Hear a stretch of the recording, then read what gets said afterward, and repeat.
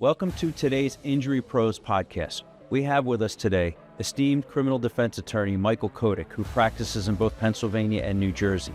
We're going to talk about the life of a criminal defense attorney, what it takes to be a criminal defense attorney, and what his clients can expect from him once they hire him to defend them in a criminal case throughout Pennsylvania, Bucks County, and all over New Jersey.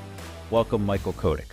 Well, Mike, I've known you for what, at least 10 years? Yeah, longer. I think we know each other 15. We know since you were in a criminal practice before you developed. Some criminal practice, yeah. You thought it was all of it. You did all of criminal. No, I did PI. Always done PI, but about a third of it was criminal. I mean, now you build a freaking empire with this for PI. You're doing great out here. I appreciate that. I love it. This office is amazing, man. Good job. Thank you, buddy. Very good job. So I'm bringing you here on the podcast as a criminal lawyer. So you're a Pennsylvania, New Jersey criminal defense lawyer, Yeah. right? Mm-hmm. And how long have you been doing that? 15 years. We started like 10 or 11, I believe. 15 years? And going off, we're about 15 now. What's the name of your firm? We're at SKA Law Group. And what's that stand for? Anita, Kotik, and Associates. So you have a partner, Amato, yeah. Amato Sanita? Yeah. And he's really experienced, right? He's I don't know, he's pushing what, 30 years? No, how many years he been? He's about 13 years older than me, so he's pushing, I think now probably almost 30 years. He's a good guy. I met him a few times. He's good, yeah. He runs the Philly office. I run the counties, the Bucks. Okay. What about New Jersey? Do New Jersey work? Jersey too? all the time, yeah. And Jersey's one of the easiest ones to do, much easier than PA. why's that? No misdemeanors, 2 courts. DUI, for example, DUIs are Municipal court. or which one of the traffic tickets out there. Yeah. There's only, they'll only get to worry about felonies, but there's 4 of them: first degree, second degree, third degree, fourth. And for the most part, most of the stuff gets resolved in the lower court before it even hops up to the higher court. Cool. So your practice is in Pennsylvania, New Jersey, and you have a Philadelphia office and a Bucks County office? We have Philly office and Bucks. The Philly's right at Center City in Red House, and Bucks County office is a couple of minutes from you guys, right next to the Parks Casino. Okay. And where do you take cases? Like all over the state or the eastern half of the state? I try to not get out of the surrounding counties. Okay. Delco, Monco, Chester, Bucks County, obviously. Northampton sometimes, but anything further out there, we do them. But the drive is still a lot of driving. Yeah, it takes away from the fun. And then like the western part of South Jersey, that area surrounding Philly County. Well, Jersey's pretty small. I mean, you can be down the shore in a half hour from here, so you can go all around Jersey. We even take a bunch of them near Manhattan, right up North Jersey. It just depends on where the case goes, but just around that Philadelphia area, everything that kind of touches it is us. Okay, so you're a criminal lawyer. What types of cases can you just tell our listening audience, like from like the smallest type of case up to the largest or most intense case? So just give us an education on that. I say the smaller stuff would probably be our DUIs. Then you have the little ones, which are the assault stuff, a simple assault. Then it goes up to aggravated, a lot of gun charges. Philadelphia has a lot of those going on right now. Then you get to the theft charges. Then you also get to sometimes you get the sexual assault stuff that comes in. But for the most part, I'd say it's kind of been, the DUI is a big one. Then you have the gun stuff. That's just, I feel like everybody's got a firearm today. Yeah. And anything pertaining to narcotics, whether it's possession or distribution, that's us. Okay. And you and your partner handle different types of cases, or about the same depending on the geographical area? It's all the same. It's just he's in Philly. He runs that office, and pretty much most of the stuff that happens in Philly, we have a couple of guys that work with him there, and I do the counties. It's just easier to spread it around because you have to kind of be in those courts every day. Yeah. To kind of have a good grasp of what judges like, what they're looking for in terms of mitigation packets, what kind of, procedurally. It's hard. Philly's its own animal. So he does mostly Philly, right? Yeah. All right. So a client gets charged with a DUI, for example. What can a client expect when they call your firm? So, listen, first of all, we bring them in. I hate the Zoom calls. I don't know if you guys do those. Sometimes. I can't stand them. Well, we have clients all over Pennsylvania, New Jersey, 3-4 hours away. You like it? I have a hard time explaining, because I put all the stuff on the big screen. I show them what the charges are. I break down the law for. I can't do it over the. So our industry has changed, and I remember when I did a lot of DUI defense. I think I was doing like second or third behind the public defender in Bucks County, the volume wise at one point. And I used to bring them all in. I used to give them a full 45-minute consultation, tell them about everything. And, I thought it was a commitment from them, a commitment from me. That's how I feel. And they liked me. And I had a lot of people sign up. But today in the legal world, in the personal injury world, we're trying to get clients signed as fast as we can. And a lot of it's done by DocuSign. And then, if they want to speak to an attorney, they know they need an attorney for personal injury. So it depends on what the client wants. Some people are working. Some people are so busy. Some people are too injured to drive. So we either go to them or we do Zoom. You go to them? When they're really injured, or if they're in the hospital, or they don't have a car sometimes. I mean, we go to them too, but it's mostly at the prison. We don't make it to the hospital. Gotcha. So if somebody calls your office, do they talk to an intake person, a receptionist? How does it work? We have a call center. Sometimes it gets vetted. For the most part, I usually have calls forwarded to the lawyers, and they just rotate who gets them at that point. Okay. If they want somebody particular, that goes to a cell phone. We try to get it scheduled within 24 hours. Okay. Try to get somebody in. We sit down, we talk. I don't typically charge for the consult. Sometimes I do. It just depends on if it's something more serious. But after that, they usually sign up, or they would, give them a little bit of time. I give them a couple of days just to get their funds. Not everybody's sitting there with some money ready to go, thinking tomorrow they're going to get arrested. Yeah. But I prefer it that way. Then once they come in, they sign up. We do a retainer. We do a prep session right before court. We go to court, and then we do a prep session after that. And then we pretty much strategize based on whether or not we're going to go take a deal or go to trial. Okay, so somebody calls. You said you had a call center, right? Mm-hmm. And are they getting any information about the case? No, they're just I try to. Where's your case? Yeah. Is it in Philly? Is it in Jersey? Is it in Bucks? Okay. What kind of charge is it? Okay. And the girls usually ship them out right to us. Okay. It's quicker that way, because when you got a criminal problem, you're pretty much against the clock. You need somebody there. Cops calling you, they want to talk to you. Okay. You don't have time to. So the call center will forward you the message, right? Because you're the Bucks guy, right? Mm-hmm. Or the county guy. So you're the only attorney, unless I guess you're too busy, or in another court they handle those counties, right? The outside counties. Well, we have people at the Bucks office that work for us. Other attorneys? Yeah, Will Weiss, he's there. We have guy in Philly that works for Amato. He's now part of it too. Okay. Will's a part as well. They're most of the guys we take on is usually from either the DA side or the public defenders. Sure. I think those are like the top lawyers. Oh, in criminal, because they've seen everything. They've been around. They've been on their feet, but they know the judges. They know the players. They know how to get deals. They have relationships, right? So there's multiple lawyers then handling the counties for with you, right? Because you guys are busy. You guys get a lot of business. You do great marketing. You have great results. So the phone call gets distributed to one of the lawyers. Or, for example, if somebody asks for you, does the case go to you? Yeah. Okay. Because that's what they want. So if they read something about one of us, they want us to do the case, or it's a referral for somebody else, they're back to us. I want Mike Kotik. Yeah. They're going to get Mike Kotik, at least for consultation, right? No, I'll actually take it all the way. If they can pay you and sign up the case, right? Well, it's funny. Sometimes we get the clients, and I look at it, I'm like, this is going to be too much. But you actually like the guy. Yeah. You do it too. Yeah, sure. If somebody comes in and they're genuine, and you've got to have a nice relationship with them. Yeah. I do it just because I'm going to enjoy myself for the next couple of months, actually hanging out with this person and going through. Everybody needs representation. We have cases where there's deaths, and there's we have a case right now where there's $30,000 and there's 5 people injured and 2 people dead. That means I have 2 clients. The other, another lawyer. Was the policy on it? 30,000 max. That's for it. The whole accident. Oh, yeah. And it was actually our family member who caused the accident from our clients. So I have 3 clients. The other lawyer has 2 clients. The max everyone can get is 30,000. Now those people need help. I could easily drop them like most other lawyers would and say it's not worth my time.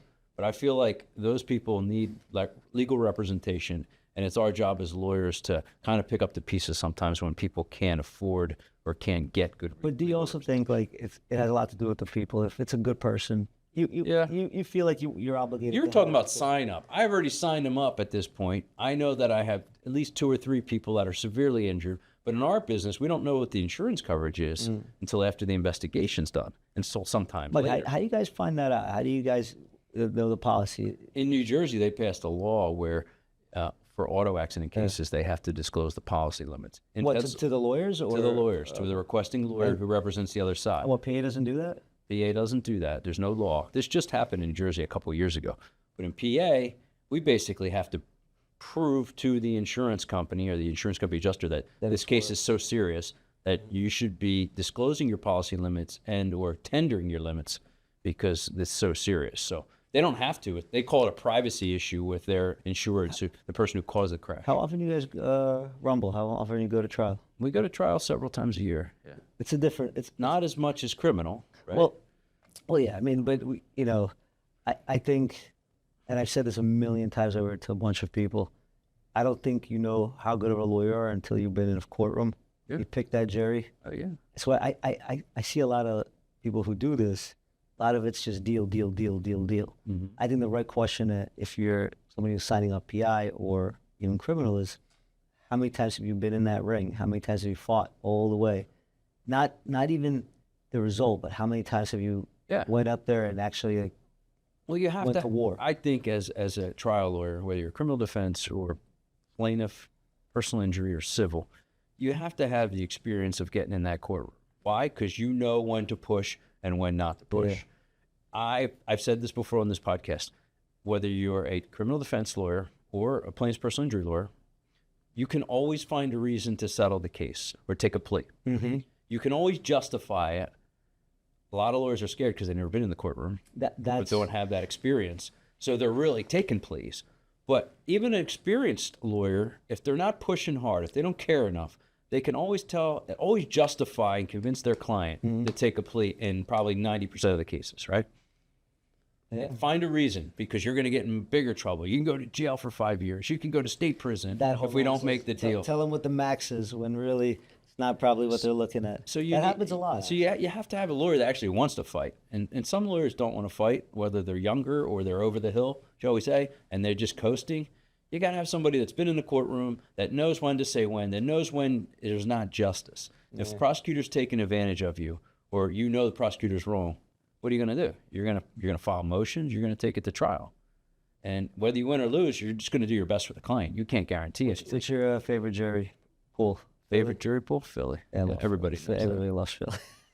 Philly's the most giving for whatever reason. Not always, but for the most part, Philly jury is wonderful. Like, that's one of my favorites. Now the Northeast is now very conservative. What, Somerton area? You think that the whole Northeast is known now to be really different political climate than the rest of the city, which is interesting.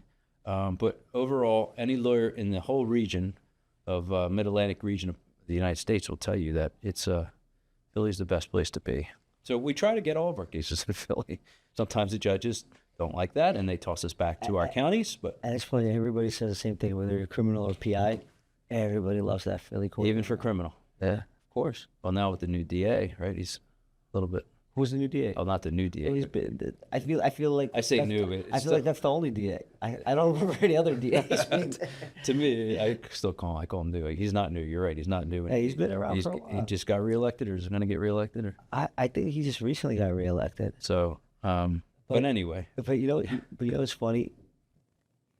The climate does change, because what they're arresting for now is different from what they're arresting before. Yeah. I think it's getting a little more tighter. Well, tell our audience, what do you mean by that? Like, what's so? At one point I wasn't seeing a lot of possession charges and small retail. I didn't see it. Now I see it, like, I would say out of 10 calls, 2-3 of them are going to be something with in the city. In the city, yeah. We know in Bucks County, there's officers like to charge you for everything. Bucks County, listen. I think the suburbs, it's a different war zone. Here, Philly has more people, so I get it too. You can't just prosecute every case that goes by, because you're going to load up the dockets. You got to focus on the more serious stuff. And you have to contain the issues. If Bucks County had as many people as Philadelphia, it'd probably be the same show. But lately, I'm telling you, they're arresting Philly for almost every little thing. Wow. I think at one point they caught up. I think COVID had a lot going on too. Because think about it, courts were closed for a while. Everything's backed up. Yeah. I think now it's actually just as bad as it is in Bucks County or Montgomery County in terms of arrests. So in the Philadelphia criminal space, and we'll just talk about that since we're on that topic, are the court systems backed up on the criminal side? Are the prosecutors or district attorneys like way overworked where they can't get this stuff? Like, what's it like? I think watching the caseloads is definitely more in Philadelphia. but it moves a lot quicker. Okay. Because they're just trying to get through it and find some kind of common ground where you're happy, their office is happy, meaning the DA's office, and everybody walks away in some way where it's fine. And they give pretty good deals, but so does Bucks County. Yeah. I think a lot of the counties here, especially Bucks, they're very fair. Okay. They don't overstep or over push on things unless you have a client who's a complete, who deserves it. But then again, like I think about it like this: 95% of my clients, just not bad people, just had a bad day. You made a mistake. You made a mistake. That's it. That's what it is. So I think they see it, and they think that's why they come up with programs. They come up with ways to resolve it. And you got to have a heart with this, which I think that office does. I think the judges. I've been out of it for a good 10 years now, but the judges are getting better. I'm missing you in that court, man. Yeah, I know. Every day we'd see each other. Every freaking day. That's the criminal court, and that's what. It gets to you after a while, but. I think you like this. You're talking about this for a while. Yeah. We started this. This was our idea behind it, and finally getting very, very busy. I'm impressed. You guys did an amazing job with this whole field. Believe me, you don't see this kind of growth. I know you always wanted to do this. Thank you. So let's shift. Let's get you on a criminal case. You should come back. You should retire. Just for fun. You should come back. Just do a pro bono case. Do what pro bono with me? We'll go. We'll retire. We'll get the jury. It's fun to be creative. What's the opposite of retire? Where are we gonna? I don't know. Take you back. The Jordan stuff. You come into baseball for a little bit. Come back. come back. Play for the Wizards for 5 minutes. Yeah, I wish I had time to do that. That's great. We'll start you off small. We'll give you like a simple assault, domestic. Oh. Okay. You know a lot I'll do that in my free time. Oh, crap. Anyway, so, all right, let's shift gears here. What I want to know, I didn't know you when you were in high school or as a kid. What made Michael Kotik into being a lawyer? Tell us your story, your growing up story, where you grew up, your family. What made you into a trial lawyer? Because I always wonder that, how people become trial lawyers, because it's a very interesting, demanding, rewarding position. Mike, I had no idea this was even going to be a topic. A field. We came from Russia. Okay. So, How old were you? I was like 6. I was 6 years old when we hopped the pond. Did you know any English? Oh, yeah. They teach you that in Russia? They didn't teach you that in Russia. I learned most English from Miami Vice, which explains and Knight Rider, which literally explains like the clothes and a lot of the stuff that happened. Yeah. But I didn't think I was going to do law at all. It's just something that I accidentally fell into. I went to Drexel. I did a computer science there and economics, and was working in different corporate in college. For a while. Yeah. Were you the first one in your family to go to college? My mom went in Russia. I'm the first one here. Yeah. I'm the first one here to go to college. My dad did a trade school back in Russia, and he came here. He opened up a body shop. Yeah. I thought I was going to come in here and just like take over the shop and just like build a bunch of like franchises of just repair shops, and that was like my goal. And then I got a traffic ticket in Lower Southampton. I deserved it. I remember the guy, Corporal, Schmidt, big guy. He looks like a wrestler and bodybuilder guy. And he pulled me over when I was 19 or 19, 20 years old. And they used to be county line. Remember they used to have that speed trap? Oh, the county line road, yeah. So I see him come out, and I'm like, yeah, I'm not stopping. I went around him. But when you're driving at that speed, you're thinking, it doesn't look that big, And then he went after me. And he went after me for a couple of blocks. He got me at a cul-de-sac. I made that wrong turn. I wasn't thinking, you're 18, 19 years old. And then I don't remember much, but I remember being pulled out of the car by him. Okay. And I'm like, yo, you look a lot big. then with that little stop sign you had. Yeah. And I started talking to him. I explained to him. I apologized. Went to court. Worked it out with him. No lawyer, by myself. And I was like, I like this. I can do this. Okay. Kind of put the idea of it rent free in my head. And forgot about it. But I always liked it. I always liked what it was about. And then 2007, 2008, graduated college, went to work. I was working at Vanguard, right in Northeast. Kind of wasn't feeling it. What were you doing? I was doing some IT stuff, some Clerical stuff with the stock market there. It was a really nice place, but just I don't know. Yeah, it wasn't you. And then I'm like, let's give law school a try. Plus, it was '07, '08. People were losing jobs. I didn't know what was going to happen. Well, why law school? Just because of this traffic stop was in the back of your head, or did somebody like? You watching TV shows you like? Like, I didn't. I couldn't find what I really wanted to do, and I wasn't. Well, I didn't think I wanted to go to this body shop. Yeah. 'Cause I thought I could always do it, but I was like, let me just get some kind of degree. Maybe I'll go part time. And Drexel just opened up their school, so I took the LSAT and I got into Drexel, and it was like their second year. So I was like, it's kind of affordable. yeah, I could probably make this work. Went in first year, loved it, like loved every piece of it. yeah. And then I went to watch some court hearings, and I was watching some lawyers from around here who were actually still practicing. Yeah. And I was like, this is it. This is what I want to do. Finished that up, went to work for a couple of firms in the city, then met Amato. We opened up SK. So did you always know criminal was where you wanted to be? Had no idea. No idea. That was just your own experience. This is my own experience, and then I went and watched a couple of cases in Philly. Yeah. And I was like, this is amazing. Like this is the show. This is like it was like a real like show. And then the people you saw, like, you help some guys out. They get close to you. It's like there's a camaraderie. I feel like you go to like real war. I was like, this is it. This is what I'm gonna do. And that was the end of it. And then you met Amato. And I met Amato. Yeah. And Amato's kind of like, he's a little bit older than you, just like my partner John's a little bit older. So I'm sure he was like a mentor to you to some degree, like John's a mentor to me. Amato, I met him in court. Yeah. And like I said, I came from a background where there's no like experience, Okay. So I was kind of learning on the go. And then there was a couple of guys who I still, like, what's funny, when you first start off and you're just trying to figure out how this all works. To this day, where I feel very confident, very seasoned. I still didn't forget the older guys now who were there to like lend a hand and kind of explain some stuff. Yeah. Amato was one of the guys. Yeah. He became like a friend.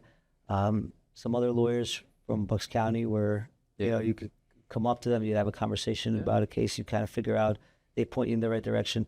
The ones that stayed quiet and didn't help, I remember them too. But those people were really helpful, because I remember personally when I started doing DUI defense in Bucks, I started with like 2 cases, and then by the next year I was up to 50 cases. And it was like the two or three guys I'm thinking of, I took out to lunch, whatever, and they just told me walked me through the procedure to a point where, I started to become comfortable. And then when you do it more and more, you're more comfortable. But I remember all those sentencing hearings in DUI. And I'm glad I did it and went through that, because that made me so much of a better interviewer. Even like doing podcasts or doing, direct examinations, it's like you're interviewing your client in front of the court. You have to prep that client to say the right things. It's just that interview process really makes you good on your feet and, keep the conversation flowing, especially in a criminal sentencing. I think the courtroom, that's like that. If you had problems public speaking, or you weren't like confident in yourself, courtroom changes that for you in 5 minutes. Some people it scares them away. It does, but you know how it is. Once you're in there, I mean, think about it. We go in front, there's 50 some people in a courtroom. Yeah. All eyes on you, and you're putting on the show, and you're also convincing people to give you what you want, That's an amazing I don't know thing. about you, but when I was in front of the court, when we had that amount of people in the court, I forgot about everybody behind me.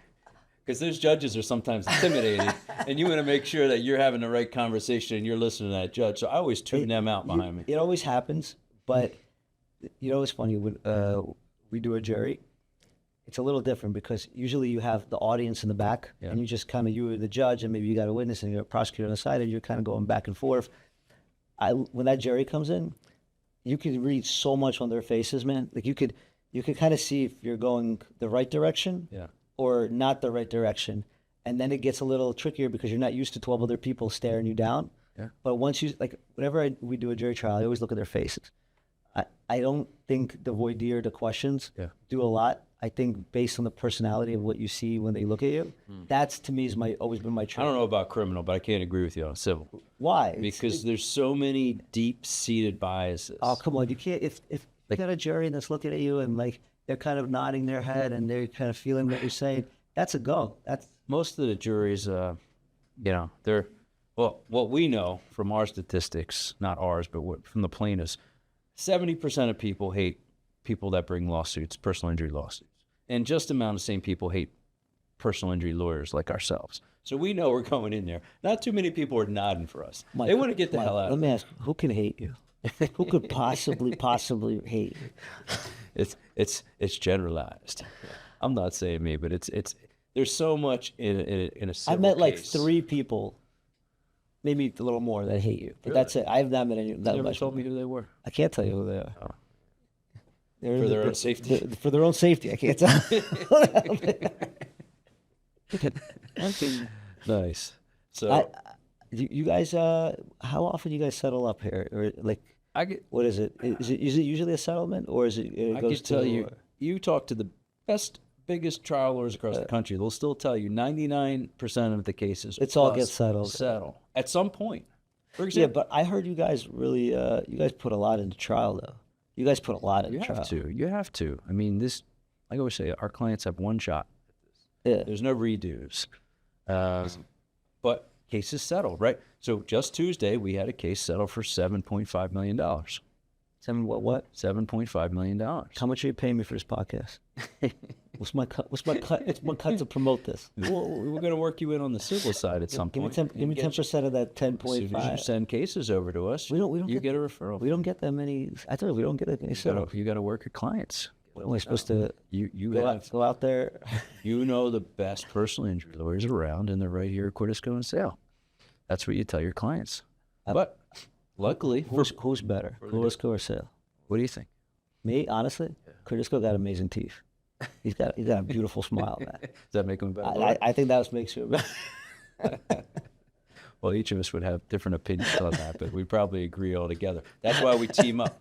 That's why we team up when it's the 1-2 punch in court, which doesn't happen all the time, but when it does happen, it's a beautiful thing. Yeah, your partner's a good dude. I love John. He's a very, very good lawyer.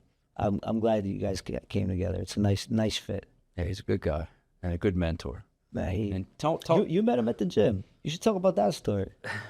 So I'll tell everybody in case you don't know. Cordisco, he was like squatting like 300, benching 450 by himself. Had like one of those golds, wife beaters on. It's crazy. He's ripped. You know, he's like, how old is he? Like, 70. he got abs. He may be 70 years old, but he got abs.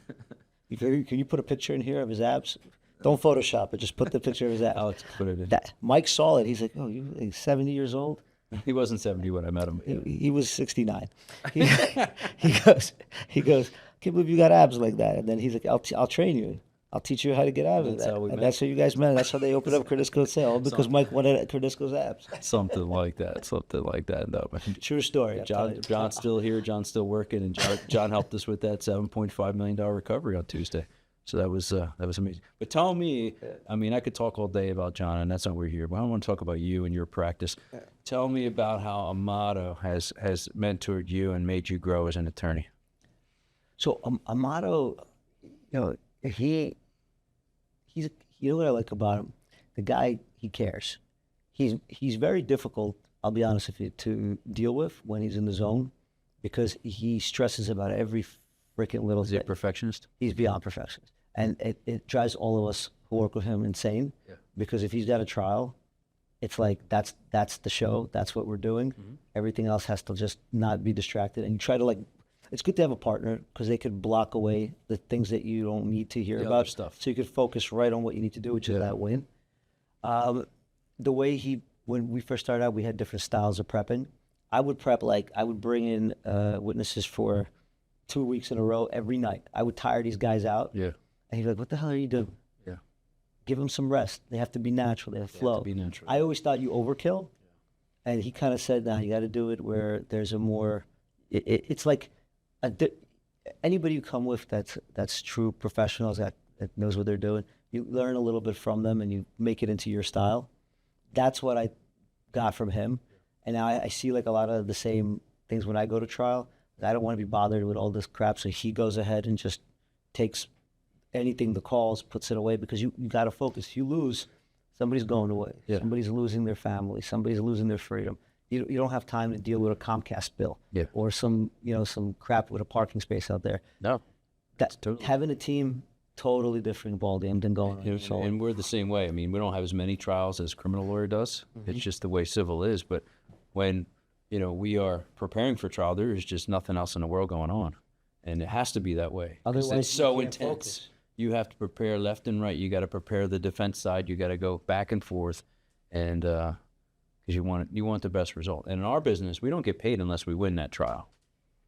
So we get nothing. In most cases that have trials, we put about 30, 40, 50, up to a couple $100,000 of our own money in costs. You got $100,000. What do you mean? You got $100,000. My pocket? Yeah, you pull up $100,000. Not my pocket. Not right now. You really put that much money? I thought we're going to go to lunch. I don't know what we're going to order for lunch. You got $100,000. We're definitely going to lunch. But you really put up $100,000 for case? 100. I had 250. I resolved the case last year. So what happens if it goes south? That's the money's out. We have to eat that. So people talk about personal injuries. Oh, they take a third or 40%. That's crazy. But you're risking your own money. We don't. If we spend hundreds of hours, if not thousands, on a case over 5 years, we don't win. We don't get anything. What does that go? It's got to be experts, because I know if I have like investigators and I got to pay for a ballistics guy or I got to do that, most of that, like I know what those bills are. Yeah. Sometimes we have 5, 6, 7, 8 experts, depending on how complicated the case is. You need them. You're loading up your arsenal.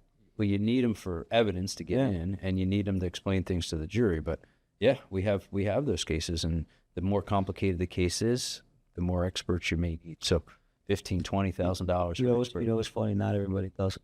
I've seen the same thing in criminal, and I'm hearing it. Yeah. A lot of them like to settle it out. Yeah. Do it as quick as possible, and they don't push that extra envelope. But sometimes you get that right expert who can like find something for you. Yeah. Game changer. You got to spend the money. But you get what you pay for, though. Absolutely. But in a criminal, though, the client has to pay for the expert, right? How does it work? So sometimes they'll pay for it. Sometimes if I know they don't have it, I might put in. Or you work it in your rate sometimes? Sometimes, but it just depends on the situation. But I always allocate a portion of the retainer, especially the bigger stuff, that I know I'm going to need for these guys, because you're only as good as what you can present against the Commonwealth. Like if they say, like for example, we had a crazy shootout in one of the counties here. I needed my own guys to go out there. We have a team that we use for private investigators. The bill is like not your kind of bill for expert, but it was like still $20,000. It's a lot.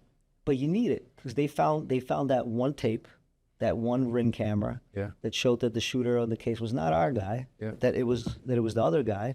And you bring it to the prosecutor, which they might have missed. They look at it and be like, all right, misdemeanor, disorderly conduct from aggravated assault. Guy's looking at 5-10 years in jail. Now he's looking to slap under his probation. That's why. So your criminal defense, so your clients have committed or are alleged to be committed a crime. Do most of your clients have money for your defense, or how do they get the money generally? Look, nobody's sitting there with $25,000 under the bed thinking today's going to be the day I'm putting this in this special account in case I get caught. The bad day happens. You got to go in the piggy bank. You got to go to your friends, your family. We offer a modest payment plan to help them out. Yeah. But for the most part, they come up with it. They figure it out. There's a lot of people who have great support systems, families. They'll do it. They find a way. Yeah, it's your freedom. You're gonna find a way. What about credit cards? You guys take them? I love credit cards. Yeah. Shout out to TD Bank. No, I'm kidding. But no, I actually switched because I thought Square was okay, but these credit card fees are absolutely destroying my life. Because it's like if you reduce it somehow, you can actually afford to hire another person because the amount of credit cards you're using, it's like the same thing. I see all these businesses now, businesses we do business with, they all now want a fee, like extra Absolutely. 4% now if you want to use your credit card. Do you guys charge that? No, actually, I think there's an ethics opinion that came out on it. I don't think you're allowed, because it's technically. Used to be illegal by the credit card companies when I started 15 years ago. And then they laxed that I don't up. think they allow that now. I think you, or unless you have to have expressed informed consent, or you have to inform you them gotta what tell the, them what about the it. hell they're doing. Yeah. For the most part, I eat that credit card fee. Yeah, just cost of doing business. So what am I gonna charge a guy that just spent 10 grand? What am I gonna hit him for another $400? You're not, you don't do white collar crimes every day, right? Where these people have lots of money. You're doing what the normal person. Most of our stuff is, as I call it, guns, drugs, violence. Yeah. You know, it's but I gotta tell you, I seen guys come in, and the whole family's at that office, and they are helping out. Like everybody's joining in, and their support, the money, everything's the way it needs to be. I also see the white collar crimes, and the like stuff dealing with banks and things like that, and they got no support. Yeah. So you really don't know. You really don't know Everything's who's gonna walk in. It makes it fun though. Like you have a variety of clients. I gotta tell you, my favorite though, I love the gun stuff. One. I just it's Just because you like guns, or I love guns. I actually love guns. But now with the way they're printing these things, with 3D printers? and it's still a freaking firearm. How many people do that? A lot of people. Like guys off the street are doing that, or Yeah. more, Oh, yeah. or are they doing it like in rings where you can buy it from a guy? So it's both. But There's like parts, like a lot of them are putting on making the semi into an automatic weapon. Well, And the worst part about it is that's state time. Yeah. Like that's one little stupid little, it's called switch, one little box you put on there. yeah. It completely Have you changes seen these things? all the time. Have you shot one? Me? No, I'm not going to jail. I got a 14-month-old baby. I got bills. I don't know if it shoots any different, or it's No, it shoots completely different. I seen the videos. it's got no weight to it if it's plastic or something. Well, no. It's you can print them with steel too. You can aluminum. It sounds a little more involved. It's Expensive. Mike. It's not. It's like a printer in a couple hours. Just so they have a gun that's not serialized that can't be traced back. Right? But you know, it's funny. The ballistic guys, talk about experts. Yeah. The police, the agencies that work these out, they got tools already that trump that stuff, and they go ahead and they figure out, where the material was made. I have one case where they were tracking IP address from that particular model, and they were able to pinpoint it to two different guys. Oh wow. If you want someone bad enough, listen, it's not 1990s, 1980s where there's no cameras. Yeah. Everything is out there. Like the criminals today, it's like the sophistication is a whole different level because of how easy it is to get in trouble. You guys request body cam video Always. on every case? Always. Body cams are like my favorite. Like I because a lot of the officers don't realize they're wearing them. Yeah, they forget. And they forget. But everybody's professional. But then you get to like I've seen videos where the cop's like, all right, he's chasing a guy in a car, and he's like, all right, let me put on my pursuit tracks. You can just hear this great music while he's really? music, yeah. And he's humming away. He's like, he's got to get in the zone. He's got to get to that. It's like that NASCAR, the Formula One headspace, and it's amazing because you see like how real the situation is. Yeah. Then you also see the clients. You see like, they really didn't do anything that bad. Yeah. This was a different. Where you see how, like in the car on the way to the station, they're coaxing somebody to give an answer or something like that. You know what I found a lot of times? That ride to the barracks, Yeah. and the cops, like Ben Salem does it all the time. They talk to the guys, and it's probably one of the most therapeutic, like humbling conversations. Most good cops know to be nice, so they have a calm person. But you know what it is? It's also some other stuff. I think they feel like they're not. It's not like it is on TV where they're like trying to get information out of it. A lot of these guys, they just like, listen, your life's about to change. They feel bad for them. They're like, look, you got a DUI. You got to go tell your wife that you did this, and now you got to spend money. Yeah. The conversations are actually kind of like, it's nice to watch. Yeah. And then when you watch that, you kind of know, all right, this cop right here was good with my guy was good with this guy. Let's all have a conversation. Let's try to work it out. Yeah. All right. So as we wrap up, let me tell you. Just tell us. You still have a lot of your career left if you want to. Do you have any plans for the next 5-10 years in your practice and what you do? Where do you see your practice? Tell us what your future's all about. Oh, man, I'd love to expand into New York. New York. Mm-hmm. That's always been my thing. The problem is, it's like I think if you practice law, You got to practice one law and one law only. Yeah. You can't do, you can't do family, you can't do injury, you can't do criminal. You got to focus Personally, you can't, on that, because It's too game much. changes. Yeah. And as much as I want to do it, because I like the stuff that's going on in those states, because I touch the border of them all the time with North Jersey. I want to, but you have to be in that. Like, we would have to open up another office, get another partner. Why do you want to? Is it just for more business? Expansion, More business? Listen, it's fun to challenge yourself. You want to keep growing. You want to see how new else you can things. do- but you also want to grow in such a way that you don't jeopardize your brand and the quality of the work. So you have to figure out the right way to do it. Because you know how it is. If you're chasing the money, it's not going to be good. Yep. People can see it. If you're chasing like the prestige of it and like the big cases and the notoriety of winning those cases, you got to pull back and you have to do it the right way. You have to put quality and time. You always got to do the right thing Right. when nobody's looking. Right. Anyway, Mike, thank you for coming on today. Thank you for having me. Can you tell our audience how they can get in contact with you in case they have a matter, a criminal matter, unfortunately? You guys can always look us up or give us a call at 267-265-4553. We have social media presence as well. If you just put my name in there, you'll probably be able to find us. But the number I gave, that's a 24-hour line. You can Can call they and Google tell- you? They can Google us. Your last name is Kotik. Kotik. And what about ChatGPT? Can they find you on there? Yeah, you can definitely find us on ChatGPT. Yeah. Do not use ChatGPT to answer your legal questions. Not the criminal ones? Nobody should be using ChatGPT. Research, but don't base your Yeah. the next move on a ChatGPT answer. It's awesome. You tried it? What? The ChatGPT? The research under the legal stuff on ChatGPT? Yeah, but it's not the same thing. You can't even, first of all, they don't touch Westlaw. You don't The think? actual law libraries, you can get the basic stuff out of it, Yeah. like kind of an idea. Well, they grab from other lawyers' websites, right? Yeah, So they're giving you But you watered also, down you also have to understand, a lot of times when lawyers built these websites, you know how it is, it's SEO. The information is right, but it's also tailored to get a particular person to click. Yeah. That's what they're using for the AI to give you a response. Right now. Yeah. And the law's changing every freaking day. Websites aren't updated every day. Obviously, it's going to get better. But you shouldn't bet your, But the good part for criminal lawyers is you still have to go to court no matter what. And there's no AI robots going to There court was with that you. one guy who did, I think it was Florida or Texas. He put an AI chat box. Yeah. And he was talking to the judge. Just got mad at it. I think they held him in contempt for it. You still have to go to court because a lot of times on a personal level, if you connect to the other side, Yeah.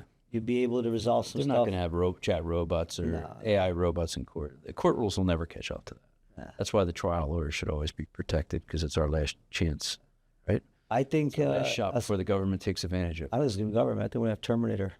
Yeah. I didn't even have those Tesla robots running around here. In here, maybe, but not in court. No, everywhere. I think they're going to once they weaponize, we're gonna want those printers for those guys. Well, let's save that for another conversation, maybe in a year. We'll see how, Sunita and Kotik grow. And thank you for coming in today. Thanks for having me, bro. Appreciate it. Thank you. Thank you today for listening. If you want to hear more about the Injury Pros podcast, listen to us on any of the podcast platforms or go to injurypros.com.